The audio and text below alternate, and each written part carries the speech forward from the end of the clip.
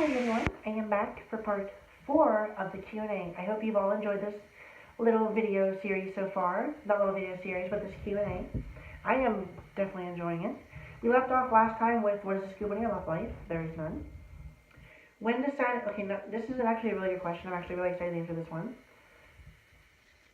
When deciding to transition, why did you decide to make a blog and a channel? I am proud of you for embracing who you are, but why do you want it to be so public? This is a really good question, and the answer is, the reason I wanted to make it so public is because I have had to keep this so private my whole entire life. And now that I have the chance to really broadcast this to the world, and I could be myself, I want to get it out there to YouTube. And the reason I wanted to make a channel was because I've seen so many YouTubers, like Princess Jewel, Samantha Lux, Brooklyn Beauty, Let's Fly Butterfly, multiple YouTubers I watch, transgender, Josie Kardashian, multiple YouTubers I watch, I saw they had a YouTube, obviously they were YouTubers, and I was like, I want to be just like them. And following their footsteps, they led me to YouTube. And the rest is history.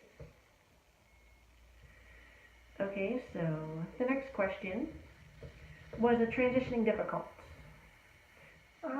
At first, getting used to your hormones and transitioning, it's absolutely difficult. Your body goes through so many changes. You have mood swings throughout when you're transitioning. That's just what comes with the hormones. But when you first start, my God, are you moody? So when you first start transitioning, it's a little difficult. But once you're on hormones, a month or so, it's smooth sailing. You always remember the complications, but I've had a very smooth transition. I can't say too many negative things. Actually, any negative things. How do you go about telling your friends if you have?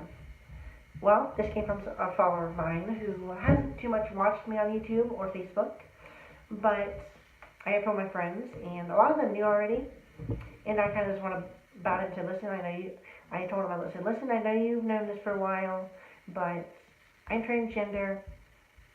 I told them the big rundown of it, and they all told me it took guts to tell them that, and they appreciated me telling them, and they were very happy for me, and they supported me, so I just told them, I said, no, you already know. So that's how I kind of came about telling them whatever I did, which was 2015, so nearly 2 years ago. How do you overcome what people thought? Well, this came from a friend of mine who's gone through a very rough last part of the year. I feel so bad for her. She lost her brother. I'm not going to say who, but how did you overcome what people thought of you? I kind of just brush off to the side. You have to take it with a grain of salt. They're just people. I used to take everything personally. Even when I first started transitioning, I took everything personally. Every time someone said something, I was like, I let it get to me, I let it eat me away. Every double take I used to let it eat me alive, but you just have to brush it off, take it with a grain of salt, and move on with life. You can't let what people think, because they're just random people. Random people's opinions of you do not matter. What matters is your own opinion of yourself, and those around you who mean something to you, what their opinion matters. And obviously, if they're around you, they think highly of you. So don't ever let somebody just brush it off. I know it's easier said than done. That's also the best advice I can give on it, though. Just brush it off, and if they're a stranger, their opinion means nothing. They are irrelevant people. Just brush it off. How are you today that it's been a while since you started taking hormones and begun your transition? You know, I'm doing actually really well. I feel really good about life. I feel very confident. I feel very strong. I mentally, for the first time in my life, I'm stable. Like, I've always been stable. I'm not saying I'm insane, but what I'm saying is I feel I don't know, I feel very good. I feel mentally strong. I'm not, like, my mind's not eating me alive. For the first time, I'm stable up here, and there's no jumbled thoughts going on throughout it. I'm stable in my mind. I'm at peace. That's a good way to put it. Have any negative relationships turned positive? Well, my father's, if that counts. Me and him had an okay relationship. We had a downright terrible ending. We didn't talk for 4 months, and then all of a sudden it went back up, and we were fine. So that's probably the only relationship that was negative turned positive. What has your transition taught you? It's taught me, I think I answered this one earlier, I don't remember. There's a lot of questions here. But my transition has taught me to always be yourself, never live in fear. This is pretty much the same answer as earlier, so. But yeah, never live in fear, always be yourself. It's taught me to love yourself for everything about you, whether it's a flaw or something to flaunt. Be proud of it, love yourself. What is your craziest party story? Oh boy. This came from an old friend of mine who I used to party with very lots. But craziest party story would probably be, there's a few. One is me and my friends were on our way back from a field party. I had a bottle of Fireball, a bottle of Canadian Mist, a few cups of beer, and a few keg stands. So I was pretty gone. I don't know what else I drank that night, but I was gone. And we were on our way home. My friend was driving my car, and I was just had my head down. I was passed out. And they said, "Are you alright? You're going to puke?" I said, "No, I'm fine." And then not even 5 seconds later, I lift my head up. I puked all over the dashboard, all over myself, all over my side of the car. My friend leans over me while he's driving, opens the passenger door. He leans me out the door. I'm buckled up, and I'm laying there trying to puke as he's trying to stop the car. He stops the car. I puke. We get home, and then I died that night. I'm pretty sure. And another one would be last year. I had a party in my house. I got way too drunk, way too fast, and I puked, and I just completely face planted in my own puke and slept in it. Didn't know it until I woke up the next morning, and there was puke everywhere. I didn't remember. That was the last time I got blacked out drunk. I didn't remember a single thing from that night. Have the hormones affected your voice at all? Oh, this is going to be fun to do. Does this answer your question? Does it? I'd say my voice has changed drastically. I can't do my own voice. It hurts so much. My throat hurts every time I do it. Like when you're trying to talk, in a really deep voice and it hurts your throat, or when you're coughing and your throat gets really sore and dry. That's how I feel trying to talk in my other voice. So yes, if you would like to know more, watch my last voice comparison. It's from summertime, but my voice since summer hasn't too much changed. It's maybe a little higher, but it's still really the same. Have you enjoyed shopping for your new clothes? When are we going shopping? I definitely enjoy shopping for my new clothes. When I was younger, I always used to look at girls' clothes, and I really wanted to wear them. I was like, girls have so much of an option. When I was younger, I used to think girls have so much of an option. They can wear skirts, they can wear jeans, they can wear sweatpants, they can wear a t-shirt, they can wear a dress, they can wear absolutely anything. Guys can too. When I was younger, I didn't think that way. So when I was younger, I always used to look at girls, and I was like, why can't I wear that?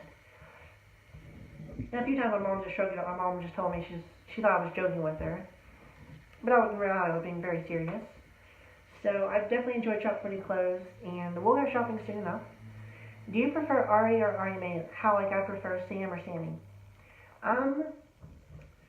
By the way, this came from my friend whose name's Samantha, so if you can't tell the Sam or Sammy part. I honestly prefer both. I get called Ari way more than I get called Ari May. Some people call me Ari May, but Ari is my nickname I get a lot. I like them both. I really don't prefer either. I like them both, so if you call me Ari, I'm fine with it. If you call me Ari May, I'm fine with it. If you call me Ariana, I'm fine with it. What is your favorite tattoo and piercing so far? Ooh. This is a tough one. Favorite tattoo, I would probably say my sternum, because it's my biggest tattoo to date. I look at it every single morning. Either my sternum or my knuckles. Favorite piercing, my dermals and my chest, by far. Will you be on hormones for the rest of your life, or will your body adjust and start producing estrogen on its own one day? My body will eventually start producing estrogen, but I will be on my estrogen for the rest of my life. My spirolactone, which is my anti-testosterone blocker, I'll be on until I have my surgery. Then after I have my surgery, I will no longer be on that. And my estrogen level and estrogen dosage will go down. Like right now, I'm on 6 milligrams a day. But so yes, to answer your question, I will be on hormones for the rest of my life. Are you excited for your surgery? Yes. Actually, I'm ecstatic for my surgery. What was the most painful tattoo you've gotten so far? Most painful tattoo, either my sternum. I actually cried at my sternum. I've never, ever cried at a tattoo until my sternum, and it hurt so bad I couldn't take the pain. So definitely my sternum, by far. Do you like living better on your own than with your mom? What has living on your own taught you? I love living on my own. I love my mom. I love my brother. I don't miss living with them. I love living on my own. I don't live technically on my own. I have my roommates, but still I'm not with my mom and brother, so technically it's on my own, so yes. Living on my own has taught me to scrape every penny together and buy groceries. But honestly, living on my own has taught me just the value of the dollar. It's taught me responsibility for rent. So yeah, definitely, but the grocery part's true. Always scrape up every last penny and buy groceries, especially when you're as broke as I am. What do you plan to accomplish over the next 2 years, and the next 5 years? Over the next year, I want to start college and find a part-time job in a restaurant again. And just keep working in a restaurant and while I'm through school. In 2 years, it'll be 2018, I want to find a job as a cosmetologist. And I just want to save up money, and then by the time early 2019 comes, I would like to move to California. Yes, you have a spoiler for a few questions in the future, and later in the Q&A. They're actually, they actually are coming up rather soon. But I want to get out to California. In 5 years, I would like to see myself settled down in California, possibly owning my own business, maybe a salon to start out with. So, yeah, next year, start college. Over the next 2 years, find a job as a cosmetologist once I graduate, and save up money to move to California. And in 5 years, be living in California, possibly owning a small business, maybe in a relationship. I'd like to be in a relationship sooner than 5 years from now, just saying for the record, but in 5 years, that's where I'd like to see myself. If you can meet one person you've dreamed of meeting, who would it be? Oh boy, that's a tough one. It's going to be probably one of 3 people. I can't pick just one. I'm going to say one of these 3 people. I don't know who. This will never happen. I'll never have to pick who I'm going to meet, but Samantha Lux. She may not be that big on YouTube, but I absolutely love her.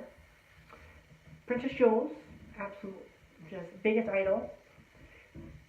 And Nicki Minaj. One of those 3, if I had a choice to meet, it'd be one of those 3. Don't know who, but it would definitely be one of those 3.